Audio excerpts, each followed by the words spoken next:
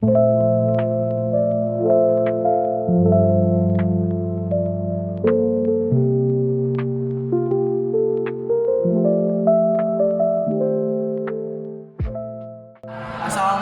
warahmatullahi wabarakatuh. Perkenalkan, nama saya Baralfi Mardika dari kelompok 12 yaitu WLAN konsep. Kelompok saya terdiri dari saya sendiri, yang kedua ada Muhammad Kahfi, yang ketiga ada Shirley Salfitri, dan keempat ada Immanuel Joshua Ripon. Langsung saja kita ke penjelasannya. Yang pertama, manfaat WLAN. WLAN atau wireless LAN adalah jaringan lokal yang menggunakan gelombang radio untuk menghubungkan perangkat tanpa kabel. WLAN memungkinkan mobilitas pengguna dan mudah dalam implementasi sehingga sangat populer di rumah, kampus, dan lingkungan bisnis. WLAN beroperasi menggunakan standar IEEE 802.11 dan umumnya menggunakan frekuensi 2,4 GHz dan 5 GHz. Yang kedua adalah komponen dalam WLAN. Komponen utama WLAN terdiri dari yang pertama ada wireless NIC atau Network Interface Card, yaitu perangkat klien seperti laptop dan smartphone dilengkapi dengan NIC kabel untuk menangkap sinyal radio. Yang kedua adalah access point atau perangkat yang menghubungkan klien nirkabel ke jaringan kabel. Yang ketiga adalah router nirkabel atau gabungan fungsi access point, switch, router yang menyediakan konektivitas internet. Yang keempat adalah antena dan teknologi MIMO, yang artinya memungkinkan transmisi data yang lebih baik dengan banyak antena pengirim dan penerima. Selanjutnya, nomor 3, operasi WLAN.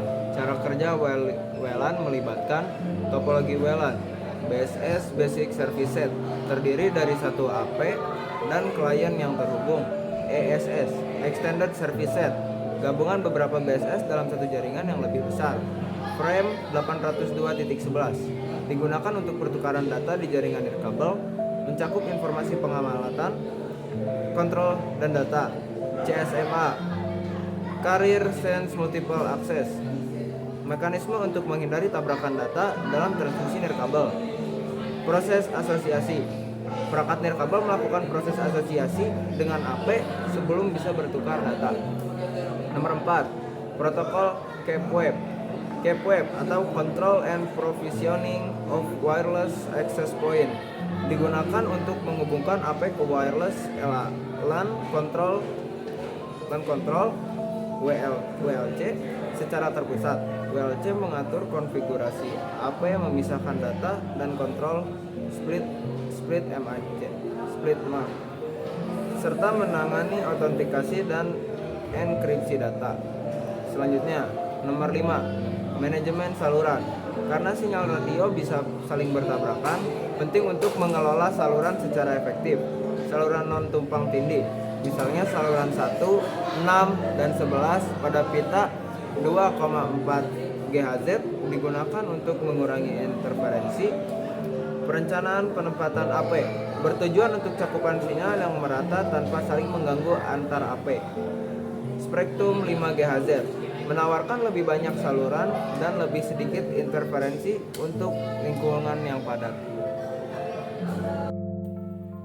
Baik, terima kasih untuk Kahfi dan Bara. Sekarang akan dilanjutkan oleh saya, Immanuel Joshua Ripon, untuk nomor 6 dan 7.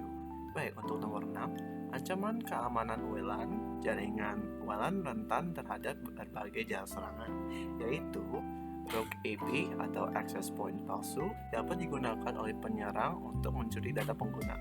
DOS atau denial of service, penyerang membanjiri jaringan untuk menghentikan layanan.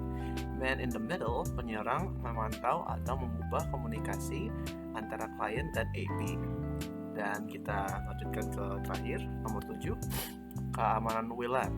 Beberapa langkah keamanan penting dalam WLAN antara lain SSID tersembunyi dan filter MAC, mencegah pengguna tidak sah dari menemukan dan mengakses jaringan. WPA2 dan WPA3, standar keamanan untuk mengenkripsi data. WPA2 menggunakan AES atau Advanced Encryption Standard yang sangat aman.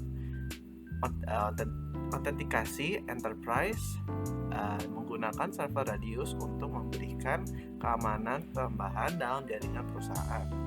Jadi sekian dari kelompok 12. Terima kasih dan sampai jumpa.